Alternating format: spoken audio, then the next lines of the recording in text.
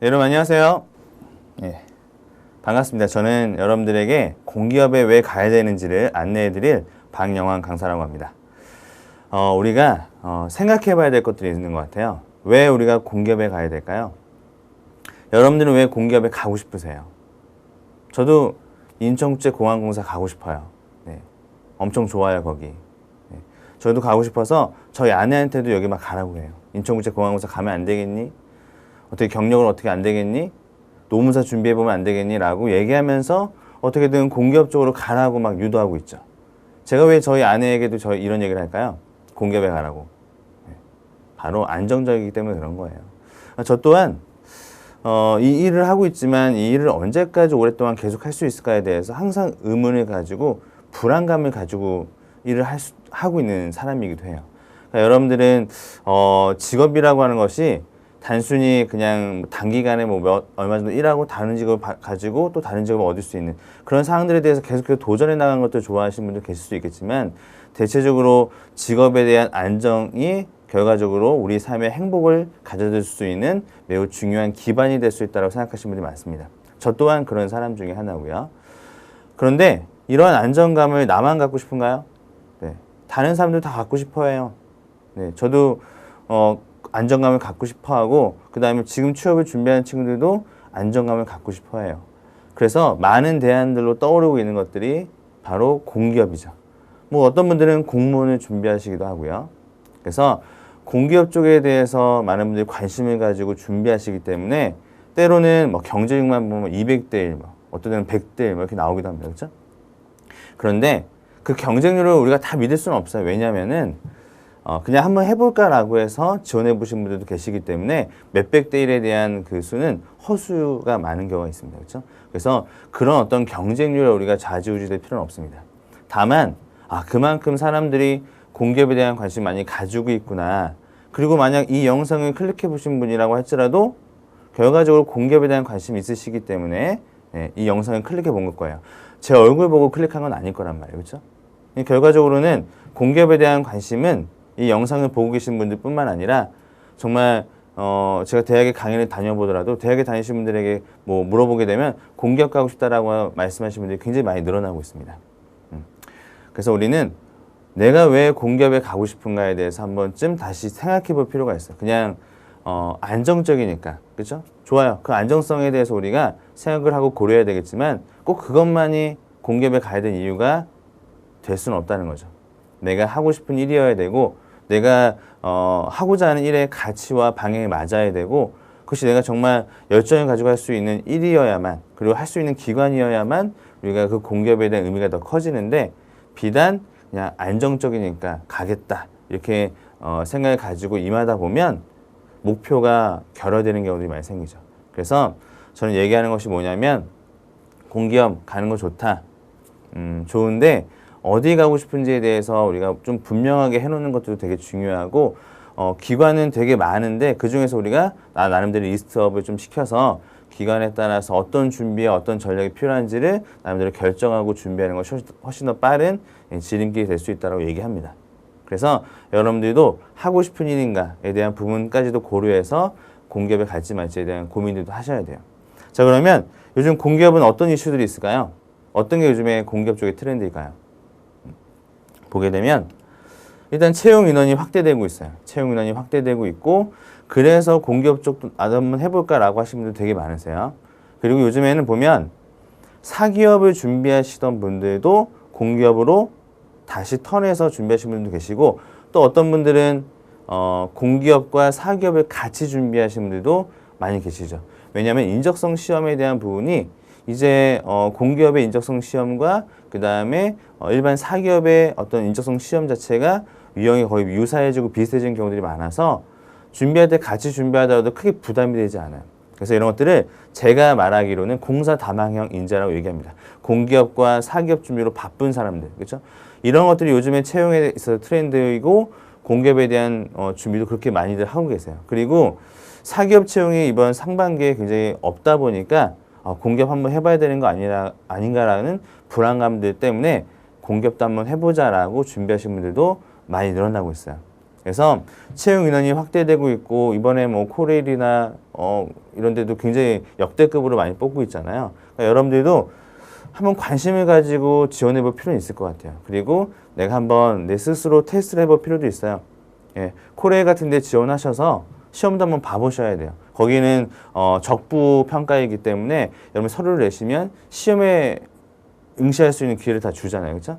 그래서 의사소통, 수리, 문제해결 능력이라고 하는 아주 기본적인 그 과목을 가지고 시험을 문제를 보기 때문에 여러분들이 한번 나도 해볼까? 한번 시험을 봐볼까? 어떤 수준인가? 라고 하는 것들을 체크하는 상황에서 겸사겸사 코리아를 한번 지원해 볼 필요도 있죠. 그렇죠? 그래서 많이 뽑아주는 것들 뿐만 아니라 또 시험의 기회나 블라인드 채용을 위해서 내가 뭔가 채용의 기회들이 좀 더 확대되고 있다라고 하는 점은 공기업이 매력적일 수밖에 없는 이유가 될 수밖에 없어요. 그래서 여러분들도 이런 점에 주목해서 공기업 채용에 한번 도전해 보시는 것도 좋을 것 같습니다. 또 뭐가 우리가 이슈이냐면 높은 회화 능력을 요구하는 기업들이 많아지고 있어요. 자, 이거는 비단 어떤 특정한 공기업들뿐만 아니라 요즘에는 공기업에서 해외 사업들을 많이 하는 공기업들이 많아지고 있습니다. 물론 이제 메이저급 공기업들뿐만 아니라 영어 능력이나 회화적인 능력이 많이 필요로 하는 뭐 관광공사라든지 국제교류재단 같은 데들, 그 다음에 인천국제공항공사나 한국공항공사 같은 그런 어떤 특정한 공공기관들뿐만 아니라 또 몇몇의 공기업들도 영어가 중요한 데들은 영어를 많이 보고 있어요. 근데 그게 단순히 우리가 기본적으로 공통의 어떤 스펙으로 보여줄 수 있는 그런 토익 점수가 아니라 회화 점수로 인해서 가점을 준다는 거죠. 그래서 내가 회화 점수가 조금 준비가 되어 있다라고 생각하시는 분들은 뭐 마사회라든지 인천국제공항공사, 한국전력 이런 데서 다 회화 관련된 가점을 주고 있습니다. 그래서 토스는 뭐 6나 7부터죠. 그 다음에 오픽은 IH부터 가점을 주고 있어요. 인국공은 당연히 더 높은 수준에서 AL 정도가 돼야만 이제 가점을 받는 수준이고요. 그래서 회화적인 부분에 대한 역량이 많이 요구되고 있다는 점. 그래서 공기업에서도 기본적으로 영어는 공통으로 뭐 700점이나 805점까지 받으면 갈 수 있겠지만 좀 더 내가 가점을 받기 위해서 회화적인 부분과 그 다음에 자격증에 대한 부분들을 좀 미리미리 따놓을 필요도 있다라고 하는 점도 잘 기억해 놓으시면 좋을 것 같아요. 그래서 이런 부분에 대한 대비가 있으면 좋겠다. 근데 이런 회화 능력은 비단 공기업만의 어떤 요구사항은 아니에요. 사기업에서도 영어 능력 우수자, 이 기술직이나 어떤 사무행정 쪽 말고도 어떤 공대 쪽도 다 영어 능력 우수자를 많이 뽑고 있어요. 그래서 회화적인 부분들에 대한 공부를 좀 해보시는 것들도 여러분들이 지원할 수 있는 영역을 넓혀나갈 수 있는 방법 중에 하나다. 이렇게 말씀을 드리고 있습니다. 그렇지만 우리가 이게 뭐 기관별로 케이스 바이 케이스이기 때문에 영어를 이제 해야 되는 거 아닐까라고 너무 걱정, 근심할 필요는 없습니다. 여러분이 가고자 하는 기관의 리스트업을 빨리 해놓으시라고 얘기하는 게 바로 그런 이유예요. 해놓고 이 기관에서는 어떤 수준을 요구하고 있는가를 내가 파악해서 할 수 있는지 없는지를 내가 정리하고 할 수 없는 것들은 그냥 과감히 빼버리고 차라리 필기시험에 집중하시는 게 나을 수도 있다는 거죠. 그래서 나름대로 어떤 전략적인 접근도 필요하긴 한데요. 메이저급에서는 회화 능력을 요구해서 가점을 주는 경우들도 많이 있구나. 이 정도로 여러분이 참고 삼아서 알고 있으면 좋을 것 같아요. 자, 그 다음에 메이저급과 기타 공공기관이라고 저는 구분을 했는데, 자, 제가 늘 강조하는 것 중에 하나가 뭐냐면 왜 공기업에 가야 되느냐에 대한 문제와 그 다음에 어느 공기업에 가고 싶냐에 대한 문제예요. 그래서 우리가 만약에 소위 말해서 엄마가 하는 공기업, 그러니까 얘기만 하면 다 알아요. 엄마도 여기 좋은 데잖아 라고 알 수 있을 정도의 그런 정도의 그런 매력적인 기업들 있습니다. 그렇죠? 그럼 매력적인 기업에 메이저급 공기업에 갈 것이냐, 아니면은 나는 기타 공공기관까지 포함해서 좀 넓게 폭넓게 공기업이면 되느냐, 이 두 가지의 갈림길에서 여러분들 좀 선택할 필요도 있어요. 자, 물론 메이저급 공기업에 가려면 우리는 NCS 지역능력 필기시험 이외에 전공 필기시험을 따로 준비해야 되는 경우들이 되게 많아요. 그러니까 예를 들어서 뭐 인천국제공항공사도 마찬가지고 금융공기업도 마찬가지잖아요. 그렇죠? 그러니까 어떤 전공에 대한 필기시험을 따로 봐야 된다라고 하는 부담감을 가지고 있다는 것이 메이저급 공공기관의 특징이에요. 하지만 갈 수만 있다면 우리가 오랫동안 높은 연봉을 받으면서 안정적으로 할 수 있다라고 하는 그런 어떤 장점이 있는 거죠. 그럼 기타 공공기관은 연봉을 조금 주냐? 그렇지도 않아요. 생각보다 높은 연봉을 주는 공공기관들도 있고요. 그 다음에 어느 정도 안정적으로 뭐 기본적인 연봉, 전국 전체 공기업 평균 연봉보다는 훨씬 더 많이 주는 기타 공공기관도 되게 많습니다. 그래서 이런 것들은 전공 필기 시험을 따로 보지는 않지만 직업기준형 필기 시험만 이제 보고 뽑는 경우가 되게 많은 거죠, 그렇죠? 다만 메이저급은 많이 뽑아주죠. 한꺼번에 대량으로라고 해서 죄송해요. 대규모로, 그렇죠? 대규모로 많이 뽑아주는 경우가 많지만 기타 공공기관은 뽑아봤자 뭐 10명 이내, 많으면 뭐 한 30명 이내, 뭐 이렇게 해서 뽑는 경우도 있어서 TO는 좀 적어요, 그렇죠? TO는 많다. 자, 그러면 우리가 결정해야 돼요. 나는 전공에 대한 시험까지 공부하면서 공공기관에 가기에는 너무 좀 부담스러울 것 같아. 그럼 나는 그냥 기타 공공기관에서 NCS에 대한 준비, 직업적 능력에 대한 필기시험만 확실하게 공부해서 가자. 이렇게 마음을 먹고 가셔서 준비하신 경우, 아니면 나는 아니야, 메이저급 가서 어차피 준비할 거 확실하게 내가 가고자 하는 메이저급 공기업에 준비해서 나는 가고 싶은데 갈 거야 라고 생각하시면 전공 공부에 대한 부분들까지도 같이 겸해서 하셔야 된다는 거. 그래서 나름대로 시간을 세우고 전략을 세워서 준비하셔야 될 때, 그때 메이저 갈 거냐, 기타 공공기관 갈 거냐, 이거에 대한 결정을 좀 빨리 내리시는 것들도 여러분들이 중요한 포지션이 될 수 있고요. 물론 메이저급에서도 한국수자원공사 같은 데들, 그렇죠? 그런 데는 필기시험 따로 없어요, 그렇죠? 전공 필기시험. 한국전력공사도 전공시험 따로 없습니다. 하지만 대체적으로 많은 공공기관들에서 전공 필기시험을 따로 보는 경우도 있기 때문에 그런 면에서 여러분들이 준비할 때 주의해야 될 부분들이, 이제 선택해야 될 부분들이 생기는 거죠.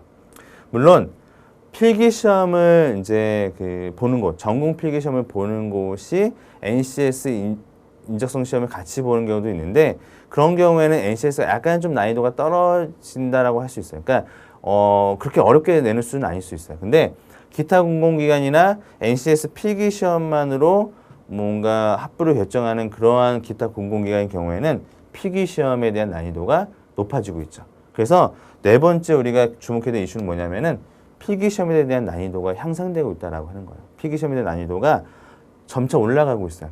여러분들 PSAT 들어봤죠? 네, 맞아요. PSAT라고 해서 정말 난이도가 있는 문제를 다시 NCS에 집어넣어서 난이도를 상향시켜 나가는 그런 형태로 NCS에 대한 필기시험이 변화되고 있다는 거죠. 그래서 실제로 필기시험 보고 온 친구들이 생각보다 너무 어렵더라고요 라고 얘기하는 친구들이 되게 많아지고 있습니다. 그래서 우리는 기본적으로 필기시험에 대한 준비를 할 때 이것도 나름의 전략을 가지고 준비해 볼 필요가 있고요. 특히 필기시험에 많이 나오는 영역이 뭐죠? 거의 모든 영역이 나오는 게 어떤 거예요? 네, 바로 의사소통, 수리, 문제 해결 능력이잖아요. 이 세 가지 영역에 대한 확실한 학습이 좀 필요하고, 그 다음에 PSAT 유형으로 나올 수 있는 문제들에 대해서 우리가 접근해 보면서 우리가 기본과 심화를 같이 준비하는 그런 필기시험에 대한 준비가 될 때, 그때 여러분들이 나는 이제 어느 정도 인적성에 대한 준비가 되었다라고 볼 수 있는 거죠. 그래서 그런 것들이 같이 겸해진 어떤 공부들이 통합적으로 이루어져야 되지, 너무 기본에 대한 것들만 계속해서 하게 되면 변화되는 이런 난이도 향상에 우리가 대비하기가 힘들어질 수 있습니다. 그래서 준비했던 것보다는 약간 높은 수준으로 요즘에 필기시험이 변화되고 있다는 점도 기억하시면서 필기에 대한 공부를 많이 하시는 게 여러분들에게 좋을 것 같아요. 그리고 실질적으로 이제 공공기관의 면접을 보고 다 통과가 되었을 때 동점자들이 되게 많이 생기거든요. 동점자들이 생기면은 1차적으로 취약계층에 먼저 우선순위를 주고요. 그렇다? 그 다음에 어떤 거예요? 필기시험에 대한 부분으로 갈라내는 경우가 되게 많습니다. 그렇죠? 그래서 필기시험에 대한 점수가 높으면 높을수록 여러분들에게 더 유리한 고지에 올라갈 수 있는 부분들도 많이 생기기 때문에 동점자가 많은 어떤 공공기관의 채용의 특성상 필기에 대한 공부를 많이 하시는 것도 중요하다. 그렇죠? 물론 더불어서 면접과 자기소개서에 대한 준비도 같이 겸해서 해야 되겠죠. 그래서 우리는 이런 부분에 대한 고민들, 그래서 필기시험을 여러분들이 나름대로는 책을 구매하셔가지고 보시면서 공부하다 보면 이건 내가 할 수 있는 시험이다, 할 수 없는 시험이다를 빠르게 결정할 수도 있어요. 그래서 저는 여러분들에게 한번 경험해 보라고 하는 거예요. 그래서 뭔가 시험을 볼 수 있는 기회를 많이 주는 공공기관에 지원해 보셔서 시험도 한번 봐보고, 책도 이것저것 사서 보시면서 어떤 문제들이 나오고 내가 할 수 있는 문제인지 없는 문제인지 한번 경험해 보시기도 하고 또 남들 스터디 같은 것도 해보시면서 문제풀이에 대한 방식 공유하시고 또 강의도 보시고 하시면서 나름대로 필기시험에 대한 준비를 하다 보면 여러분들이 결정할 수 있을 거예요. 내가 이것이 정말 내가 할 수 있는 일인지 아닌지. 그런데 처음에는 어렵다고 생각하지만 모든 게 다 똑같잖아요. 학습을 하고 경험을 하다 보면 자연스럽게 나도 이 시험에 대해서 어느 정도 준비할 수 있는 사람이 되어가고 있다는 것들을 여러분 느낄 수 있게 되는 거니까 그러한 차원에서 여러분들은 필기시험을 너무 어렵게 생각하지 마시고 일단은 시작해 보시고 진행해 보시면서 공부하는 것이 공기업 취업의 첫 걸음이 될 수 있다고 생각합니다. 알겠죠? 그래서 다시 한번 우리가 생각해 볼 필요가 있을 것 같아요. 자, 왜 공기업에 가고 싶어요? 다 어려워요. 네.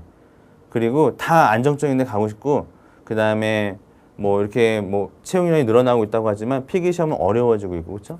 회화 능력도 강조되고 있고 많은 지원자들이 지원하고 있는 상황에서 과연 공기업이라고 하는 것이 답이 될 수 있을까 고민이 다시 될 거예요. 그렇죠? 하지만 제가 단언하건대 여러분들은 준비하면 할 수 있는 게 바로 공기업 채용이에요. 그렇죠? 그리고 그 준비하겠다라고 생각만 하면 안 돼요. 실천하고 행동으로 옮기세요. 그리고 지금부터 이 영상이 끝나고 난 이후부터 여러분들은 뭐라도 하세요. 네, 자만리오 사이트에 들어가서 채용 기간이 어떤 게 떴는지 한번 확인해 보시기도 하고 그 다음에 NCS 사이트 들어가셔가지고 공공기관 채용이 어떻게 준비되는지 확인도 해보세요. 그리고 지금 당장 서점에 가시거나 아니면 온라인 서점에서 인적성 관련된 책들 한번 검색해 보시고 어떠한 변화가 있는지 그리고 내가 어떻게 공부해야 될지도 한번 고민해 보세요. 그렇게 하다 보면 반드시 여러분들이 원하는 그림을 그려나갈 수 있고 원하는 삶을 살아나갈 수 있을 거라고 생각합니다. 처음엔 다 힘들죠.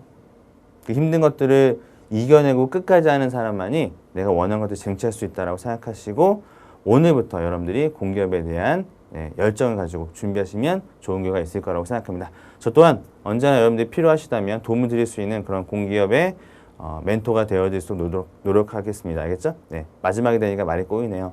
어쨌든 여러분들도 꼬이지 말고 하나하나 실타를 잘 풀어가시면서 공기업에 대한 준비를 하시면 좋겠습니다. 오늘 강의 여기서 마치도록 하겠습니다. 수고하셨습니다.